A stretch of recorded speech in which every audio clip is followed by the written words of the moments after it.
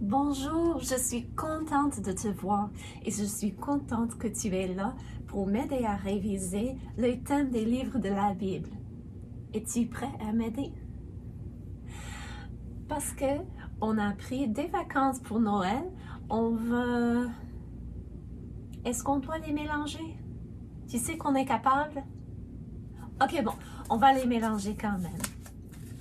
On verra si nous arrivons à les mettre avec les bons livres. Mais comme tu peux constater, j'ai enlevé les deux premières catégories du Nouveau Testament pour nous concentrer juste sur les... Sur les quoi? Les livres d'histoire? Non. Les évangiles. Non, ce sont les premiers 4 livres. Donc, oh, est-ce que j'ai entendu? On a dit des lettres, c'est ça. On va se concentrer sur les lettres ou sur les épîtres. Donc, maintenant, le premier, le comportement du chrétien. La bordure s'est unie, mais je dois avouer que je ne suis pas certaine. Donc, je vais passer. Mais édification, haha, nous avons eu un truc pour nous aider à nous rappeler de cela, n'est-ce pas? Édification commence avec un « et ». Éphésiens. Oh! Non! Parce que ça, la bordure s'est unie, mais autour du livre d'Éphésiens, ma bordure s'est striée. Je dois vraiment faire plus de révision. Mais je connais le prochain. C'est la défense du salut. C'est le livre aux Romains qui nous parle de cela. Donc, passons pour faire ceux qui sont striés. Donc, le salut par grâce. C'est quel livre qui nous parle du salut par grâce? Si tu as dit le livre aux Galates, tu as eu raison, parce que c'est ça. Puis, la prééminence de Christ. La prééminence de Christ. Est-ce que tu sais? Je crois que je sais, mais je vais juste le mettre à côté pour le moment, parce que je veux faire ceux qui sont plus faciles pour moi. Et j'espère qu'ils sont aussi faciles pour toi. L'Église, corps de Christ. Maintenant, c'est strié. Ça commence avec un « et ». C'est le livre aux Éphésiens, justement. Éphésiens, l'Église de Christ. Puis, joie en difficulté. Qu'est-ce que c'est le verset? En toutes choses, réjouissez-vous, toujours dans le Seigneur. Je le répète, réjouissez-vous. C'est le livre aux Philippiens. Donc, la prééminence de Christ doit être le livre aux Colossiens. Maintenant, je me rappelle de la dernière semaine parce que on vient de l'apprendre. Donc, ça, c'est le jour du Seigneur dans 2 Thessaloniciens. Et en Thessaloniciens, est-ce que tu te rappelles? J'ai ici retour de Christ, édification et comportement du chrétien. Donc, c'est lequel? Retour de Christ, édification, comportement du chrétien. C'est le retour de Christ. Parce que les 2 livres ont des thèmes semblables. Donc, retour de Christ, c'est 1 Thessaloniciens. Et jour du Seigneur, c'est 2 Thessaloniciens. Qui veut dire édification et comportement du chrétien doit être 1 et 2 Corinthiens. Et tu sais quoi? Je pense que 1 Corinthien nous parle de l'édification et 2 Corinthiens nous parle du comportement du chrétien, mais je ne suis pas certain. Donc, moi, je dois réviser, jouer avec mes cartes un peu plus souvent. C'est difficile, n'est-ce pas, quand la catégorie devient gros comme ça. Quand il s'agit de 4 livres des évangiles, ce n'est pas si difficile, hein? Mais ça, c'est un peu plus gros, mais nous allons les travailler ensemble. Et même si j'ai besoin de réviser, c'est le temps d'ajouter un autre livre. C'est le livre à 1 Timothée. Et laisse-moi te lire le verset clé d'un Timothée. Si tu as ta Bible, tu peux l'ouvrir à 1 Timothée, donc Romains, Galates, Éphésiens, Corinthiens, Galates, Éphésiens, Philippiens, Colossiens, 1 de Thessaloniciens et 1 Timothée. Au chapitre 3 et au verset 15. Donc, je te laisse un moment pour le chercher. Et dans la pensée, beaucoup des livres, leur thème, mettaient en emphase sur le fait qu'on doit se préparer pour la mort, on doit être en règle avec Dieu, n'est-ce pas? C'est un thème qu'on entend plusieurs fois dans la Bible. Pourquoi? Parce que c'est la décision plus importante qu'on puisse faire dans la vie, de se mettre en règle avec Dieu, de demander pardon d'avoir fait du mal et de croire en Jésus comme sauveur. Mais cette fois-ci, l'emphase ou le thème va être plutôt pour les personnes qui ont déjà mis leur confiance en Jésus. Donc, est-ce que toi, tu l'as trouvé? 1 Timothée 3,15? Et je lis. Mais si je tarde, c'est Paul ici qui écrit la lettre, donc il dit à Timothée, si je tarde, tu sauras comment il faut se conduire dans la maison de Dieu, qui est l'église du Dieu vivant, la colonne et l'appui de la vérité. Donc, Paul dit ici, je t'écris cette lettre, Timothée, pour que tu puisses savoir comment te conduire dans l'église. Et donc, le livre de 1 Timothée nous parle du comportement dans l'Église. Est-ce que tu penses que Paul va dire à Timothée, OK, il ne faut pas courir dans le bâtiment, il ne faut pas lever la voix dans le bâtiment? Il ne parle pas de cela, il parle d'autres choses, bien que ces deux choses sont très bonnes de les faire. Ce sont de bonnes choses à faire parce que ne pas courir, ça va laisser tout le monde en sécurité, surtout les personnes âgées qui n'ont pas un bon équilibre, et ne pas lever la voix. C'est bien de ne pas le faire à l'intérieur. C'est mieux de crier et hurler quand on est dehors.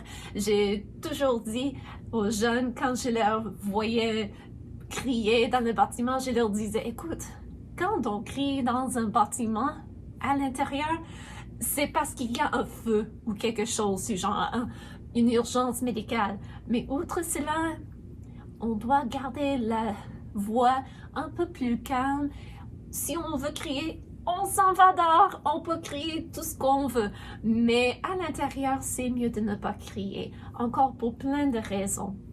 Parce que ça va faire mal aux personnes avec les appareils auditifs. Aussi, ça va attirer l'attention comme s'il y a une urgence, et quand il n'y en a pas, les personnes s'habituent, puis finalement, si tu cries parce qu'il y a une vraie urgence, ça va être comme l'histoire de Pierre et le loup.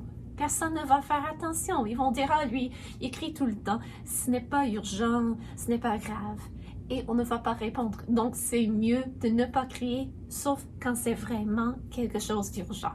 Mais passons à autre chose. Pour le moment, rappelons-nous que le thème de 1 Timothée, c'est le comportement dans l'Église. Mais juste avant de plonger nos regards dans la Bible pour apprendre justement à quoi Paul parlait à Timothée, je pense que Noiro a préparé des chants pour nous.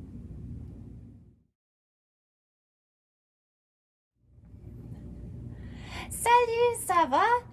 Es-tu prêt à chanter avec moi? Bon, as-tu un peu d'eau en cas où tu as besoin de quelque chose pour la gorge? C'est la saison des maladies, hein? C'est ça, parce qu'on reste plus à l'intérieur, donc on partage plus les microbes. Puis je sais que Madame la monitrice, quand elle était jeune, elle a attrapé une maladie qu'elle avait alitée pendant quelques jours. Et elle dit qu'elle était si gentille qu'elle a partagé cela avec sa sœur. Mais en tout cas, à cause de tous les microbes et ça qu'on partage dans cette saison d'hiver, c'est important de se laver les mains. Sais-tu, avec du savon, puis on frotte, on se chante bonne fête ou l'alphabet ou quelque chose, puis on fait comme bonne fête à moi, je frotte toujours et je frotte encore pour bien faire tout cela, le travail. Et puis on rince les mains et on les essuie bien. Mais sais-tu, Le savon lave les mains et les visages, mais il y a quelqu'un qui peut laver le cœur. Connais-tu la chanson? Le savon lave le visage, les deux petits miens, mes pieds, oh quel bonheur. Mais Jésus, pour me rendre plus sage, lui ça peut laver le cœur. Bon, bon, bon, si le mal il fait une tâche, je connais quelqu'un qui saura l'enlever. C'est Jésus, non rien je ne lui cache, car il peut tout effacer. Bon, bon. Aimes-tu chanter cette chanson? Je l'aime tellement. Chantons encore une deuxième fois. Le savon lave mon visage, mes deux petits pieds, mes mains, oh quel bonheur. Mais Jésus, pour me rendre plus sage, lui ça peut laver le cœur. Bon, bon, bon, si le mal il fait une tâche, je connais quelqu'un qui saura l'enlever. C'est Jésus, non rien ne je lui cache, car il peut tout effacer. Bon, bon. J'aime chanter les bonbons, même si ça ne fait pas tout à fait partie du chanson, mais ça fait partie de la partition du piano, je crois. Mais, ou peut-être le CD.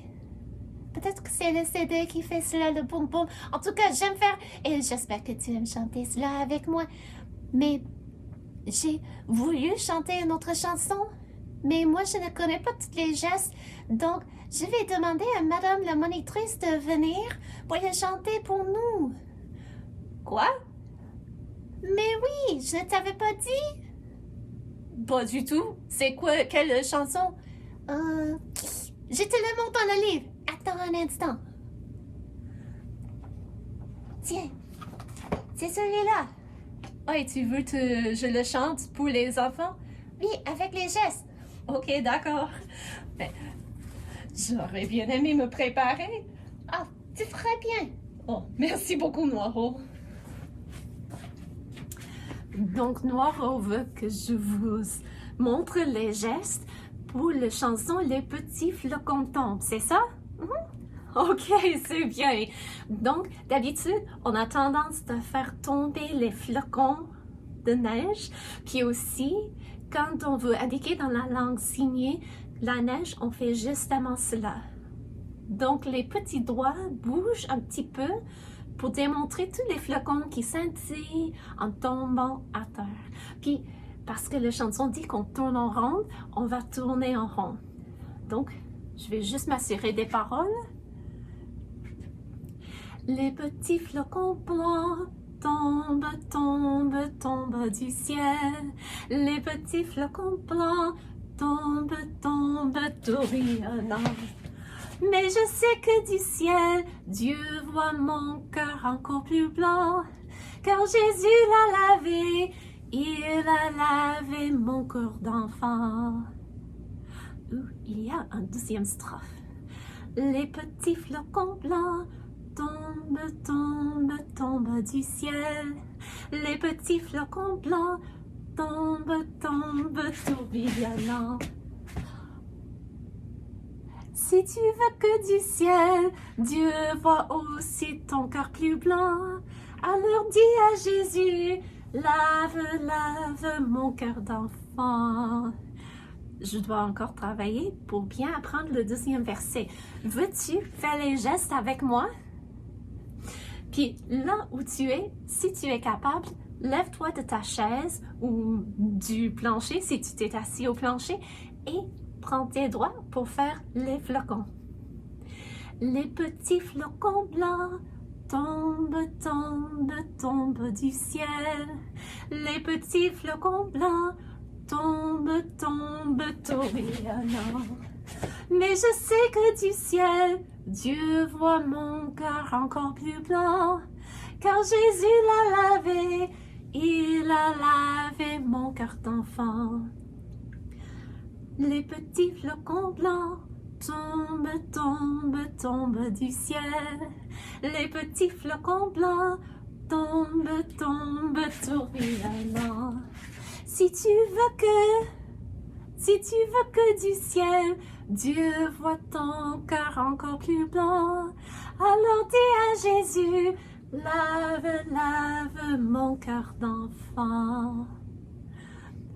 quand on fait la langue signée, ça me fait penser à une toute petite fille qui était sourde-muette, donc elle n'avait jamais parlé dans sa vie. Et parce que sa famille ne connaissait pas qu'il y avait une langue qu'on puisse parler avec les mains, la fille était dans un monde isolé.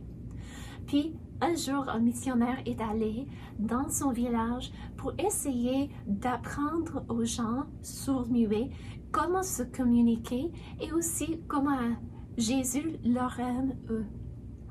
Puis, la fille, ayant appris quelques signes, elle avait dit au monsieur qu'elle avait besoin de Jésus dans son cœur. Mais l'homme n'était pas certain que la fille avait bien compris, parce que c'est beaucoup d'apprendre à parler dans une semaine et d'entendre des histoires. Donc, quand la fille avait dit qu'elle voulait prier, il avait dit à la fille que c'était à elle de prier et qu'elle ne devait pas simplement suivre ses gestes à lui. Il voulait que la prière vienne de son cœur. Donc, la fille, quand il avait dit « Non, non, tu ne vas pas me suivre, c'est à toi de prier », la fille avait prié comme ça. Mon cœur pue, ou c'est mauvais. Puis elle avait fait le geste comme « Je prends le cœur et je te donne Dieu. Je donne mon cœur à Dieu. Puis il va me donner un cœur content et parfait. » Même cette petite fille avait compris qu'en donnant son cœur à Jésus, que Jésus la rend content et pur et qu'elle sera en règle avec Dieu. En tout cas, j'espère que j'ai fait assez bien, Noiro, mais je pense que tu as préparé encore une chanson, n'est-ce pas? Ok, bien.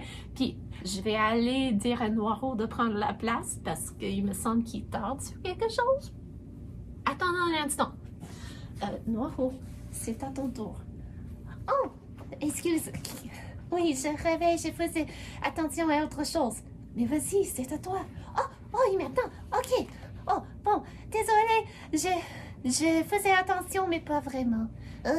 Donc, je dois faire plus d'attention la prochaine fois, hein. En tout cas, j'ai encore une chanson pour toi.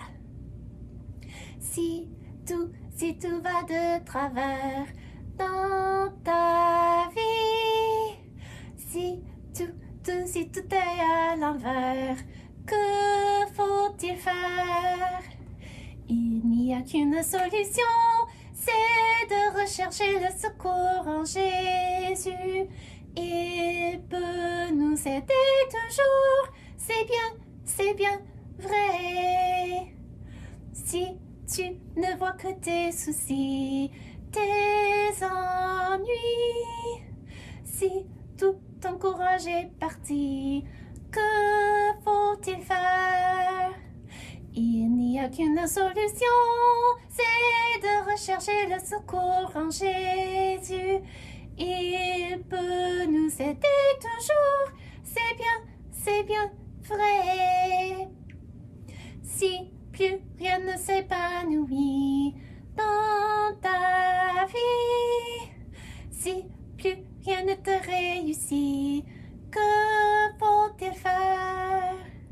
Il n'y a qu'une solution, c'est de rechercher le secours en Jésus. Il peut nous aider toujours, c'est bien vrai. Et c'est bien vrai. Quand on ne sait pas quoi faire dans la vie, on peut toujours aller demander auprès de Jésus. Et il est là pour nous guider si on est prêt à l'obéir. En tout cas, j'aime beaucoup chanter avec toi. J'espère que tu as beaucoup aimé faire les gestes avec Madame la monitrice.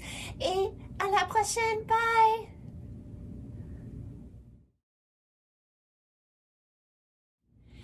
Quand Paul a écrit cette lettre au Timothée, et il lui avait donné des consignes, si je tarde, je te donne des instructions comment se comporter dans l'église. S'il n'a pas dit à Timothée qu'on ne doit pas courir dans le bâtiment, on ne doit pas hurler ou crier à l'intérieur, qu'est-ce qu'il aurait dit? C'était quoi ces consignes qu'il donnait à Timothée? Et est-ce que ça nous aidera dans notre vie de tous les jours? Bien sûr que oui, parce que la Bible est comme un manuel de vie que Dieu nous a donné pour nous aider à savoir qui il est, Dieu, qui nous sommes et ce que Dieu s'attend de nous. Donc, si tu as ta Bible toujours ouverte au livre de 1 Timothée, tu peux tourner la page pour arriver au chapitre 6. Et nous allons commencer au verset 3. Puis écoutons les conseils que Paul donne à Timothée. Si quelqu'un enseigne de fausses doctrines et ne s'attache pas aux saines paroles de notre Seigneur Jésus-Christ et à la doctrine qui est selon la piété, il est enflé d'orgueil. Il ne sait rien. Donc, Paul avertit Timothée, il se peut qu'il y ait des personnes qui vont enseigner de fausses doctrines. C'est quoi une doctrine? C'est un enseignement. Et il dit que de telles personnes sont enflées d'orgueil. Il ne sait rien. Il a la maladie des questions moiseuses. Questions moiseuses. Est-ce que les éléphants imaginaires peuvent être au violet? C'est une question peut-être intéressante, mais est-ce que ça va t'aider dans ta vie de tous les jours, savoir quoi faire quand une amie te maltraite ou on te demande de tricher à l'école? Non, donc c'est une question oiseuse. Puis ça ne sert à rien. Pourquoi est-ce qu'on a même posé la question? Donc, Paul dit que les personnes qui ont de faux enseignements, ils vont avoir la maladie des questions moiseuses. Donc, ils veulent toujours se concentrer sur les choses qui ne sont pas vraiment importantes. Et des disputes de mots, les câlins, d'où naissent l'envie, les querelles, les calomnies, les mauvais soupçons. Donc, comment reconnaître une telle personne? Il va poser beaucoup de questions et des choses qui vont amener l'envie, les querelles, les calomnies, les mauvais soupçons. As-tu vu la madame qui avait préparé le café pour tout le monde? Elle a mis le sucre à gauche. Que penses-tu que ça veut dire? Ça, c'est une question moiseuse. C'est probablement que la madame avait juste tout simplement sorti le sucre. Elle l'avait mis. C'est un mauvais soupçon de soupçonner quelqu'un pour un rien. Tu comprends? Il y a des moments où on est inquiet, où on est du soupçon. Et ce n'est pas une mauvaise chose d'écouter cette émotion et d'aller chercher à savoir pourquoi on ne se sent pas à l'aise. Mais quand on nous met de mauvais soupçons, c'est de soupçonner les personnes pour un rien. Vraiment, ou pour dire, de monsieur-là, sa cravate est jaune. Qu'est-ce que tu penses que ça veut dire? Il faut se méfier de lui. Il se peut que lui, il aime le jaune ou sa femme, c'est tout. Puis, alors, Paul nous dit que les personnes avec les faux enseignements, ils vont provoquer des querelles ou ils vont faire des disputes de mots qui vont provoquer des querelles et les mauvais soupçons d'autres et les vaines discussions d'hommes corrompus d'entendement. Juste des choses qui ne servent à rien, privées de la vérité. Oh! Voici une chose qu'il enseigne, et croyant que la piété est une source de gain. C'est quoi la piété? Mais c'est de faire de bonnes choses que Dieu nous demande de faire, comme lire la Bible, prier, aller à l'église, peut-être apporter de la nourriture aux personnes malades, ou écrire des lettres ou des notes pour les personnes qui sont peut-être à la maison, qui ne peuvent pas sortir, peut-être que c'est trop froid, trop glacial dehors, ce sont des personnes âgées, donc on leur écrit des notes, on leur laisse un petit coucou sur le téléphone, la messagerie et tout ça. C'est la piété de faire les bonnes choses. Mais Paul nous met en garde ici, comme il a mis Timothée en garde, parce que nous avons le droit de regarder sa lettre à Timothée. Et Paul nous dit, sous l'inspiration de Dieu, que ces personnes qui enseignent de fausses doctrines ou de faux enseignements, ils croient que la piété est une source de gain. Donc, pour ces personnes, ils pensent que si je prie 20 minutes par jour, Dieu va me donner des choses. Donc, peut-être que si moi, j'ai pris 20 minutes par jour pendant 2 semaines, Dieu va me donner de l'argent.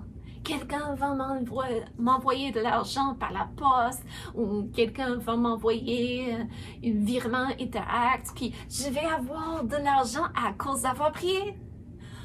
Voici un des faux enseignements où ils disent si je suis fidèle d'assister à l'église malgré le fait que je m'endormis et je ronfle tout le temps, mais si je suis là physiquement tous les jours, presque, je te dis, Dieu va me bénir avec une grande, grosse maison, avec plein de pièces, dans le beau voisinage populaire où je veux vivre. Est-ce que c'est mauvais de gagner de l'argent? Non. Est-ce que c'est mauvais de vouloir avoir une belle maison? Pas nécessairement. Mais ce qui est mauvais, c'est de penser qu'en faisant de bonnes œuvres, Dieu sera contraint de nous en donner. En d'autres mots, il lui faut nous donner des choses dans cette vie et que ces choses sont le résultat de la piété. Mais la Bible nous dit la piété que eux, les faux enseignants, ils disent que la piété est une source de gain. Donc, je fais de bonnes œuvres et Dieu va être contraint de me donner des quoi? Des biens, des possessions. Mais c'est quoi la vérité? Est-ce que c'est vrai peut-être que si je prie beaucoup, Dieu va m'envoyer de l'argent? Il y a eu déjà des occasions où des personnes priaient pour avoir d'argent pour une raison quelconque et Dieu a répondu à leur prière. Mais ça ne veut pas dire que Dieu est contraint de le faire, surtout parce que d'habitude notre motivation, c'est d'avoir de l'argent pour nous-mêmes, pas pour des autres. Mais même là, c'est quoi la vérité? La vérité, Dieu nous le dit dans le verset suivant. C'est en effet une grande source de gain que la piété avec le contentement. Donc, notre motivation pour faire les choses que Dieu a préparées pour nous, les bonnes œuvres, comme prier, lire la Bible, aller à l'église, parler de Dieu aux autres et tout le reste, aider les mamies à traverser les rues, aller voir, rendre visite chez les personnes qui ne peuvent pas sortir de leur maison. Tout cela, c'est bien, mais la Bible nous dit qu'une grande source de gain, c'est la piété. Faire tout cela avec le contentement, de ne pas nous attendre à ce que Dieu nous paie pour avoir fait de bonnes choses. Et il y a beaucoup de monde de nos jours qui enseigne cela. Et ça s'appelle l'évangile de la prospérité.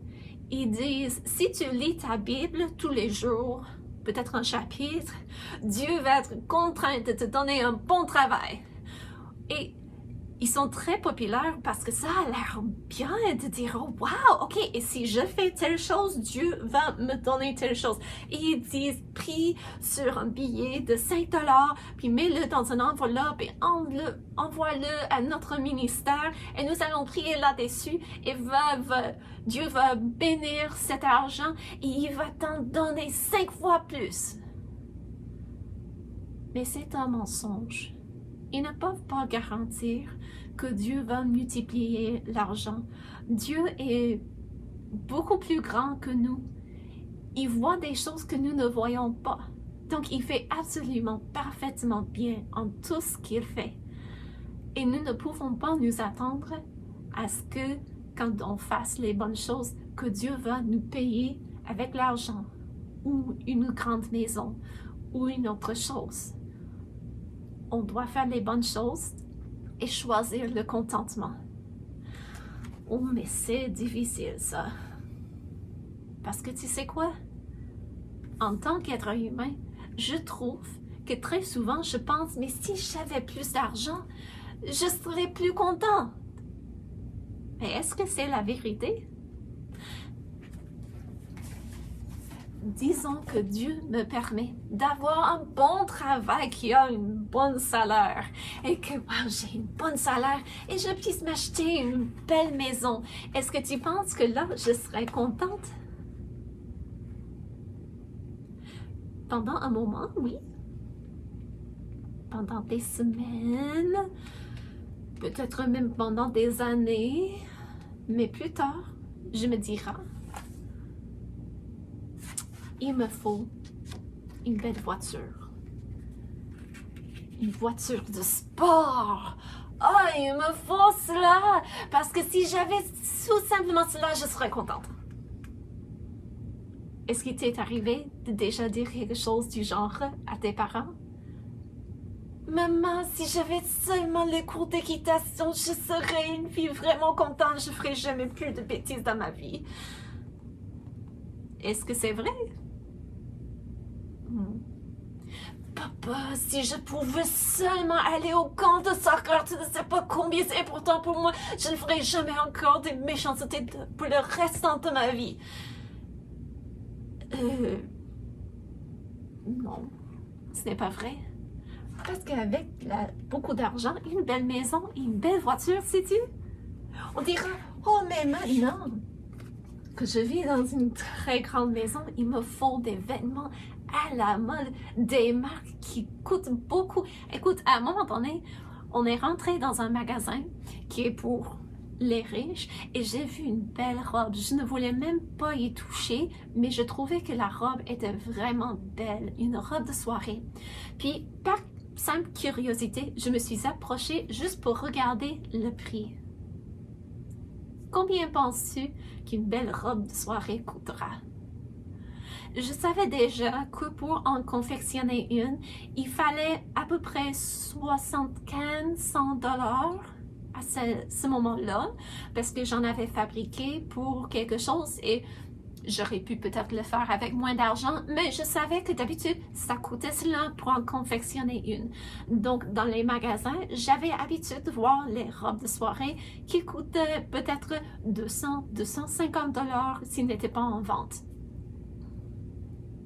Cette robe de soirée, pour les personnes riches, dans le beau magasin chic où on nous épiait, moi et ma soeur et mon ami, parce que c'était évident qu'on n'était pas assez riches pour y acheter des choses. L'étiquette disait que ça coûtait 15 000 $. 15 000! Puis j'ai dit à ma soeur, franchement, on pourrait me donner 500 et je pourrais faire cela et me faire de l'argent, vraiment. Quoi? 15 000 $? Sais-tu que moi, je puisse assister à l'université pendant 3 ans pour cet argent? C'est fou, je trouvais. Mais il y a des personnes qui dénichent un bon salaire, puis ils ont de l'argent, puis ils s'achètent de belles maisons, des vêtements à la mode, de marques dispendieuses, des voitures de sport. Est-ce que c'est assez? Non, ce n'est jamais assez. Pourquoi? Parce que le contentement, c'est quelque chose qu'on doit choisir. Et quand on se met le focus sur les richesses de ce monde, sur le gain, on essaie toujours de satisfaire à ce besoin d'avoir un peu de plus, mais ça n'arrive pas. La Bible nous dit, en effet, dans le livre d'Ecclésiaste, qui se trouve juste après le livre aux Proverbes, la Bible nous dit « L'œil ne se rassasie pas de voir et l'oreille ne se lasse pas d'entendre. » Disons que toi, tu as eu un billet pour aller au cinéma pour voir un film qui sort la première journée que ça sort et tout le monde dit que ça va être merveilleux et tu as trouvé que c'était merveilleux. Donc, tu la vois, tu l'entends et après, 6 mois après, qu'est-ce qui arrive? Oh, il y a un autre film qui est sorti, il faut que j'en voie. Pourquoi? Parce que l'œil ne se rassasie pas d'avoir vu quelque chose et l'oreille ne... Qu'est-ce que ça dit? L'oreille ne se lasse pas d'entendre. On va toujours voir un film de plus. On va toujours entendre une chanson de plus. On peut toujours avoir $1 de plus. Comme a dit un homme riche à un moment donné, quand on l'a demandé, ou lui a demandé, mais combien d'argent te suffira? Il avait dit $1 de plus. Ce n'était jamais assez, malgré le fait que cet homme-là était billionnaire, ou l'équivalent de cela aujourd'hui. Mais si on a une maison, est-ce que c'est assez? Sais-tu, il y a beaucoup de personnes qui s'achètent une maison, puis ils décident, oh, mais il me faut une maison de vacances. Et peut-être une autre maison de vacances. Donc, si on se concentre sur l'accumulation des choses, les richesses, on ne sera jamais content. Et les faux enseignants, ils disent que si tu fais de bonnes choses, tu vas avoir tout cela. Mais Dieu nous dit, en utilisant Paul pour écrire à Timothée, il dit qu'une grande source de gain, c'est la piété avec le contentement. Le contentement, c'est un choix d'être satisfait avec ce qu'on a. Et ici, on doit être satisfait avec quoi? C'est donc nous avons la nourriture et le vêtement, de quoi manger, de quoi se couvrir. Nous devons être contents avec cela. Puis, Paul continue que c'est l'amour de l'argent qui est une racine de tous les maux. Tous les mauvais désirs et je ne peux pas dire des mauvais désirs tout à fait, mais tous les mots M-A-U-X, les mal au pluriel, la Bible nous dit que l'argent est une racine de tous les maux. Pourquoi? Parce que on désire tellement d'avoir de quoi qu'on est prêt à faire une mauvaise chose pour l'avoir. Comme, par exemple, as-tu déjà entendu parler du Deuxième Guerre mondiale? Au début, Hitler avait dit que le peuple de l'Allemagne avait besoin de plus d'espace. Qu'est-ce qu'il voulait dire? Il voulait annexer des pays qui entouraient l'Allemagne pour avoir le contrôle des terrains. Pourquoi? Parce qu'un terrain peut produire des produits agriculturels ou produire de l'argent à cause des usines, à cause des ressources naturelles. Donc, il voulait avoir, dans un sens, plus d'argent pour pouvoir avoir peut-être plus de pouvoir, plus de contrôle, plus de biens. Mais il disait, il nous faut un peu d'espace. On va juste prendre ce terrain-là. Il y a des personnes qui parlent l'allemand, et on va juste annexer cela et on sera content. Puis, une fois qu'on lui a cédé ce terrain, il avait commencé presque tout de suite de dire « mais il m'en faut ça! Il m'en faut ça! La Pologne! Il m'en faut! » Puis « là, il m'en faut! » Jusqu'à ce qu'il avait fait déclencher une guerre mondiale et ces soldats sont allés jusqu'en France. Ils ont pris beaucoup de contrôle sur l'Europe. Et pourquoi? Parce qu'ils voulaient avoir de quoi. Ils n'étaient jamais satisfaits. Jamais. Donc, si on se laisse avoir en amour de l'argent, ça va s'enraciner dans notre âme et ça va nous amener à faire de mauvaises choses pour avoir de quoi. Comme, justement, il y a quelques jours, peut-être une semaine ou plus, mais j'étais en ligne et je lisais l'histoire d'un homme qui est un sans-abri. Donc, c'est un homme qui doit se coucher un peu n'importe quoi, ou n'importe où sur la rue. Quand il puisse, il entre dans les blocs d'appartements pour se coucher dans les corridors, mais d'autres fois, il doit rester dehors. Puis, c'était triste de voir un être humain qui ne pouvait pas très facilement se laver pour être propre, changer ses vêtements. Il n'avait pas beaucoup de biens. Et son état était triste. Et on s'est demandé, comment ça? Comment est-ce que cet homme est arrivé à devenir une personne sans abri? Puis quand on recule dans l'histoire de la personne, on apprend que cet homme, quand il était un garçon, il était très bon à l'école. Il faisait de bonnes marques et on avait beaucoup d'espoir pour lui. on s'est dit que même si la famille n'avait pas vraiment de l'argent, que lui, il allait dénicher de l'aide pour aller à l'université parce que c'était un homme intelligent, travaillant. On avait beaucoup d'espoir pour lui. Mais à un moment donné, son père avait laissé sa mère et sa sœur et lui. Et parce que leur père leur avait laissé, et il est disparu, il n'avait pas de l'aide financière du père, donc qui n'est pas une bonne chose qu'un père abandonne sa famille, mais la maman devait travailler plus qu'un travail et elle devait travailler avec acharnement pour arriver à pourvoir aux besoins de ses 2 enfants. Et le garçon voyait sa mère travailler et il voulait alléger son travail. Sauf, il voulait le faire à n'importe quel prix. Et il ne voulait pas faire un travail légal parce que ça aurait été du travail. Donc, il s'est dit, moi, je vais devenir riche et je vais devenir riche vite. Donc, il est allé sur la rue, ils habitaient dans une grande ville et il a parlé avec des gens pour devenir vendeur de drogue. Et pour un temps très court, il avait de l'argent, beaucoup d'argent de poche, il avait des richesses vite, il lui semblait que tout allait bien dans sa vie. Mais il a commencé à prendre de la drogue et il est devenu accro. Et ça veut dire qu'il lui semblait que son corps, qu'il fallait qu'il ait de la drogue. Ce n'est pas vrai, mais ça devient une sensation vraiment forte quand on est accro à quelque chose. Il semble à la personne qu'il n'a pas de choix.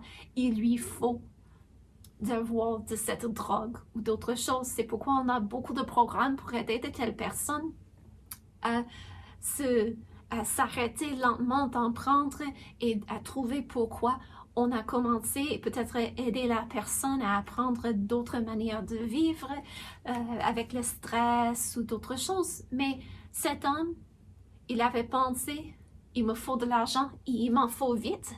Donc, il avait eu de l'argent, il avait eu vite, sans, soi-disant, beaucoup de travail. Mais ça avait détruit sa vie à la longue, tu vois? Parce qu'à cause de son usage des drogues illégales, il est devenu une personne sans abri. Il ne veut même pas. Pense-y. C'est un homme, sa sœur l'aime toujours. Elle serait contente d'ouvrir sa maison à lui, mais elle veut qu'il arrête de faire de la drogue et il ne veut pas. Il avait commencé à faire de mauvaises choses, de voler, de faire d'autres choses pour avoir de l'argent, pour sa drogue. Donc, sa sœur avait dit, quand il m'écrit et dit « Hey, j'ai besoin de 20 $, elle a dit « Je ne peux pas lui en donner parce que je sais qu'il va le dépenser pour une mauvaise chose. » Donc, elle envoie des choses comme peut-être des cadeaux, un manteau chaud, quelque chose pour lui garder chaud en hiver. Mais elle a dit « Je ne peux pas lui faire confiance avec de l'argent. » Et c'est bien triste. Et pourquoi est-ce que tout cela a commencé? Parce qu'il avait ce désir d'argent et il n'avait pas choisi le contentement. Donc, je trouve que ce n'était pas une mauvaise chose de vouloir aider sa mère, mais de vouloir aider sa mère en faisant le mal, oui. Il aurait dû plutôt peut-être trouver un travail à lui ou juste continuer avec les privations du monde pour dire, écoute, un jour, je veux avoir une éducation, un bon travail, comme ça, je pourrais aider ma mère qui a travaillé tellement pour nous dans la vie.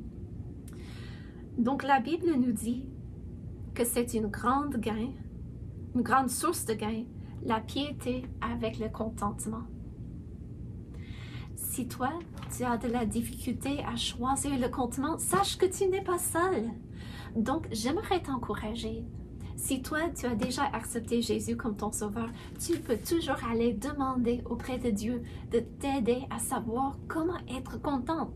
Et tu peux même regarder les situations, les histoires vécues dans la Bible et apprendre de ces personnes comment ils ont choisi le contentement. Comme Ruth, quand elle est allée à Bethléem avec Naomi, et comme David, quand il avait été roi, mais il était content de rester auprès des brebis de son père pour faire un travail qui n'avait pas l'air d'être une grande chose, mais il était content de le faire. Et j'aimerais aussi t'encourager d'aller demander des conseils auprès des personnes qui sont contentes. Peut-être que toi, tu connais quelqu'un, peut-être ton papy, qui autrefois travaillait beaucoup avec ses mains, mais maintenant est rendu vieux et ne peut plus travailler comme il faisait autrefois. Tu peux lui demander, mais papy, comment est-ce que toi, tu es content malgré le fait que tu ne peux plus faire comme tu faisais auparavant? Ou si tu connais quelqu'un, comme une de mes amies, qui est dans une chaise roulante parce qu'elle ne peut plus se servir de ses jambes, tu peux aller demander auprès de la personne, comment est-ce que toi, tu puisses être content? C'est quoi le secret? Comment est-ce que tu as appris? J'aimerais que tu m'aides. Et tu sais quoi? Je pense que cette personne serait vraiment contente de partager avec toi et de t'aider. Parce que c'est quelque chose que tout le monde lutte avec, de choisir le contentement au lieu de faire attention à nos désirs qui vont nous détruire à la longue. Et si jamais tu n'as pas encore demandé le pardon auprès de Dieu pour tes péchés, et si tu n'es pas déjà en relation avec Jésus-Christ, j'aimerais t'encourager de faire cette décision aujourd'hui, parce que c'est la décision plus importante que tu puisses faire. Et comme je dis toujours, je suis contente que tu es là. Merci beaucoup. Je suis vraiment contente que tu es venu regarder dans la parole de Dieu avec moi pour apprendre au sujet de Dieu et comment vivre cette vie. Et Dieu voulant, à la prochaine. Au revoir.